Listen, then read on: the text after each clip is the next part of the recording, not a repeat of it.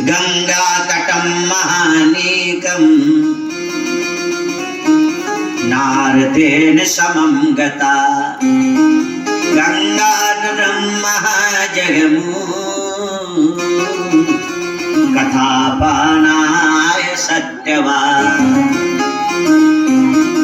ये भागवत जी की कथा गंगा जी के किनारे हरिद्वार में की जाए।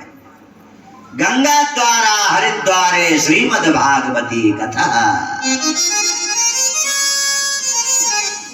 गंगा के किनारे भगवान की देहरी में, भगवान के द्वार में, अच्छी तरह समझना, भारत में पृथ्वी पर सबसे पहली कथा हरिद्वार में हुई। गंगा तटम महाजगमू कथा पानाय सत्यवान। वहां कथा की जाए। तब तो देवर्षि नारद जी प्रसन्न हो गए। महाराज जी अवश्य ही जहां संतों का समागम है, पाप नाशनी गंगा जी जहां बह रही हैं, वहीं भागवत जी की कथा का आयोजन करें। पर महाराज जी कथा कौन सुनाएगा? आपको ही कथा सुनानी है। सनकादिक मुनियों ने कहा, नारद हम अवश्य आपको कथा सुनावेंगे, पर एक शर्त है। हमारी इस भागवत जी की कथा में नारद आपको ही पारीक्षद बनना पड़ेगा। बोलो राधे। श्रोता वक्ता ज्ञान निधि कथा राम के गुण। सुनने वाला भी विद्वान हो, सुनाने वाला भी विद्वान हो, सुनाने वाला मन से सुनावे। ये नहीं कि तन यहां रखा है ये करना है, ऐसे नहीं। तब देवर्षि नारद ने पूरा विधि विधान पूछा। सनकादिक मुनियों ने उन्हें बताया। तब हरिद्वार में पवित्र पावनी गंगा के तट पर भागवत महापुराण की दिव्य कथा का आयोजन सनकादिक मुनियों के द्वारा किया गया। बोलो भागवत मैया की जय हो।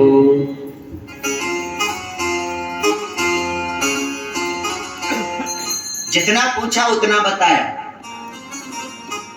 अभी हम थोड़ी देर पहले भी कह रहे थे, कई लोग क्वेश्चन ज्यादा करते। पहले आपने देखा ना, बहू देखने जाते थे लोग, आज भी जाते होंगे। बेटे के लिए बहू देखने जाते ना, या लड़की देखने जाते हैं। हाँ, तो एक बार सभी लड़के वाले, लड़के के पूरे परिवार के लोग लड़की देखने गए। जहां चर्चा हो रही थी वहां गए। बेचारी ये तो 3 बजे पहुंचे, पर लड़की तो सुबह से बेचारी तैयार बैठी थी, अपना श्रृंगार करके, मेकअप करके, थाली चाय वाय सब व्यवस्था। जब वो सब आए तो चाय लेकर ट्रे में पहुंची। सबने लड़की को देखा। कई लोग बहुत प्रश्न करते दुल्हन को देखने जाए, उलूल जलूल फालतू कही। जब बैठ गई हो तो सास ने पूछा, खाना बनाना जानती हो? हाँ जानती हूँ। पूरी पपड़ियाँ बना लेती हो? हाँ हाँ बना लेती हो। कच्चा खाना बना लेती हो? हाँ हाँ अच्छी तरह बना लेती हो। पक्का बना लेती हो? हाँ हाँ बना लेती हो। रसगुल्ले बनाना आते हैं? हाँ हाँ बना लेती। फिर ससुर, उसने पूछा, बेटा पढ़ी लिखी हो? जी पढ़ी लिखी हो। क्या कर लिया है? बीए कर लिया है। कपड़े अपने धोना जानती हो? धोना भी जानती हूँ, सुखाना भी जानती हूँ, ठोकना भी जानती हूँ। अच्छा अच्छा। फिर ननद ने पूछा, ननद ने स्वेटर बुनना आता है? हाँ आता है। मेहंदी लगाना आता है? हाँ आता है। लीपना पोतना आता है? हाँ आता है। सबने तमाम प्रश्न किए। अब बच्चा पति, होने वाला पति, लड़का, वो बच्चा। उसने कहा हम भी पूछेंगे। लड़की उससे भी मिली सबके सामने। लड़के ने कहा मुझे पूछना है। चलो तुम भी पूछ लो। अब प्रश्न तो सारे पहले हो चुके थे, अब कुछ बचे नहीं था पूछने के लिए। तो लड़के ने पूछा क्यों?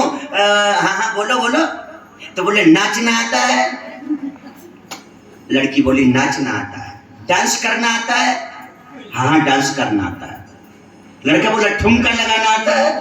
हाँ आता है। अच्छा तो ठीक है, अब हम लोग घर जा रहे हैं, सोच समझ के उत्तर देंगे कि ये सगाई पक्की है या नहीं है, सगाई करना है या नहीं है। लड़की बोली अब जा रहे हो, अब मुझे भी तो कुछ पूछना है। अरे आपको क्या पूछना, तो किससे पूछना? अरे तुम मेरे जीवन साथी बन रहे हो तो तेरे से पूछोगी। लड़की बोली तुम मेरे पति बन रहे हो, तुमसे पूछोगी। तो उसने कहा पूछो। बोले तुम्हें तबला बजाना आता है? लड़की बोली तबला बजाना आता है? बोले नहीं आता। बोले ढोलक बजाना आता है? बोले नहीं आता है। मंजीरे बजाना आता है? नहीं आता है। तो लड़की बोली कि तुम तो सोच समझ के उत्तर दोगे, मैं आज ही उत्तर दे रही हूँ, आंसर दे रही हूँ, ये सगाई कैंसिल है, मुझे नहीं करना, मुझे नहीं करनी है। जब तुझे बजाना नहीं आता, हमसे नाचने की पूछी, जब मैं नाचूंगी तो तबला तेरा बाप बजाएगा, जब मैं नाचूंगी तो मंजीरा क्या ससुर के साथ बजाऊंगी, जब नाचना मुझे है तो बजाना तुझे पड़ेगा।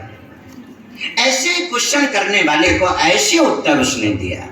हमें जीवन में अकेले बोले सच्चिदानंद रूपाय विश्वेत्पत्त्यादि हेतवे तापत्रय विनाशाय श्री कृष्णाय वयं सच्चिदानंद भगवान का सत चित आनंद जिन